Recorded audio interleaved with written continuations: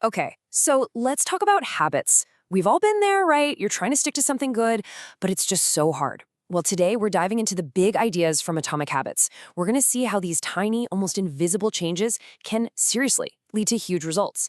And it all starts with a question I think every single one of us has asked at some point.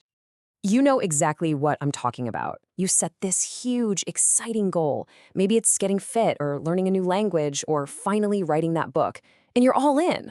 But then, a few weeks later, you're right back where you started. It's just so frustrating, isn't it? But here's the thing. What if the problem isn't you?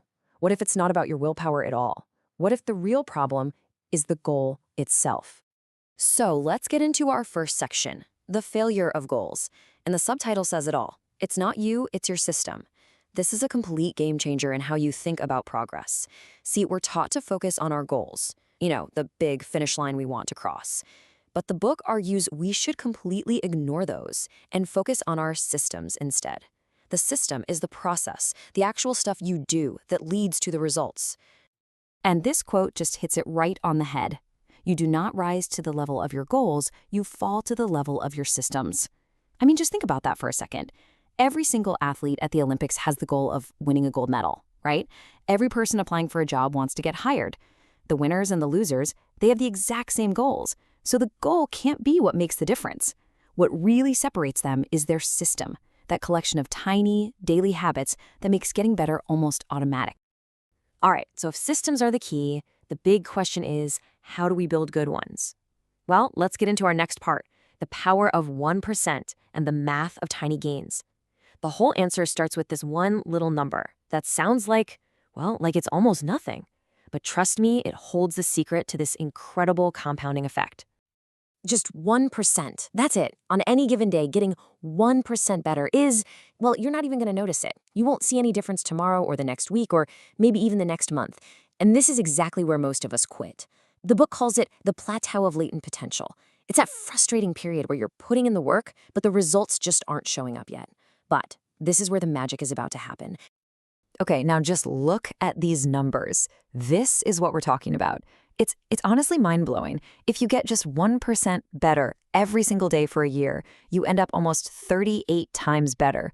38, but look at the other side. If you get 1% worse each day, you basically fade away to nothing. This is why habits are called the compound interest of self-improvement.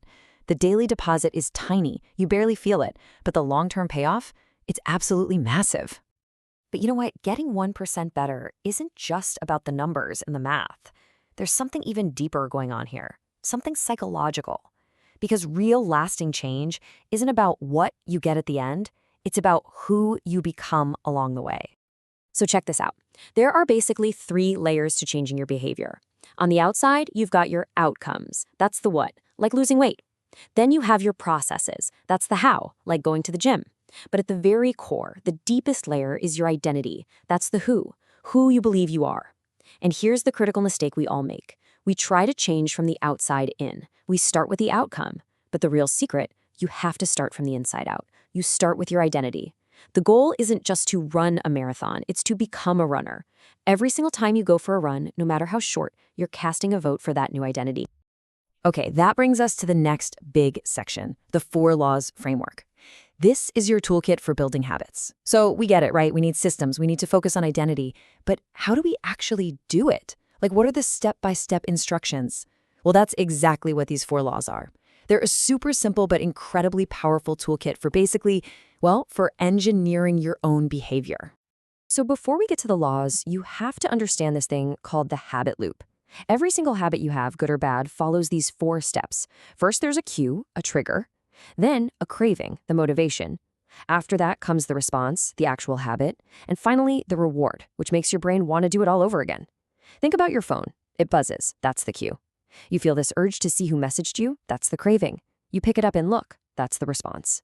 And you satisfy that curiosity. The reward. The 4 laws are all about learning how to hijack this exact loop to build good habits. All right, let's jump into the first law, make it obvious. This one is all about hacking that first step of the loop, the cue. Basically, if you want to build a good habit, the trigger for it needs to be so obvious you can't miss it. And, of course, the opposite is true for breaking a bad habit. You want to make its cue completely invisible. So how do you do that? Well, here are two super powerful tactics. First, get crazy specific with something called an implementation intention. Don't just say, oh, I'm going to meditate more. No, you say, I will meditate for 1 minute at 7 a.m. in my living room. See, it gives your brain a crystal clear plan. The second tactic is to design your environment. This one's huge. If you want to eat healthier, don't hide the fruit in a drawer. Put it in a big bowl right on the counter. If you want to stop scrolling on your phone, get those social media apps off your home screen. It's simple. Make the good stuff obvious and the bad stuff invisible. Okay, on to law number 2. Make it attractive. This one targets the second part of the loop, the craving. The funny thing about our brains is that we're often more motivated by the anticipation of a reward than the reward itself. So we need to make our good habits sound and feel really appealing. And to break a bad habit, you guessed it, we've got to make it seem completely unattractive. And here's how we do that. One of my favorite strategies is called temptation bundling. This is where you link an action you want to do with an action you need to do. For instance, maybe you only let yourself listen to your absolute favorite podcast when you're out for a run, or you only watch that show you're binge watching while you're on the exercise bike. Another huge one is to use your social circle. If you want to read more, join a book club. When you're surrounded by people who make your desired habit look normal, it just naturally becomes way more attractive to you. Now for law number 3, and this one might be the most practical of them all. Make it easy. This law targets the response, the actual doing of the habit. Look, let's be honest, we're all a little bit lazy. Our brains are hardwired to conserve energy and take the path of least resistance. We can either try to fight that and probably lose, or we can use it to our advantage. And for breaking a bad habit, the secret is to do the opposite. Make it difficult. And the absolute best way to make a habit easy is with the brilliant 2-minute rule. Seriously, this changes everything. Whatever new habit you want to start, you have to scale it down so it takes less than 2 minutes to do. Read every day becomes read 1 page. Do 30 minutes of yoga becomes roll out my yoga mat. That's it. The goal at the beginning isn't to get results, it's just to master the art of showing up. Because think about it, you can't improve a habit that you never start. Really, this whole law is about one thing, friction. You want to reduce the number of steps between you and your good habits. So, you lay out your gym clothes the night before, you chop your vegetables for the week on Sunday. And for bad habits, you do the opposite. You increase the friction. You unplug the TV and hide the remote in another room after you use it. You just make it a little bit harder to do the wrong thing. Your goal is to make the right choice the easiest choice. And here we are, the final piece of the puzzle. Law number 4, make it satisfying. This is what closes the loop. It's all about the reward. The rule for the human brain is super simple. If an experience is satisfying, we want to repeat it. If it's painful or unsatisfying, we'll avoid it. So to make a good habit stick, it has to feel good right away. And to break a bad one, you got it. You have to make it unsatisfying.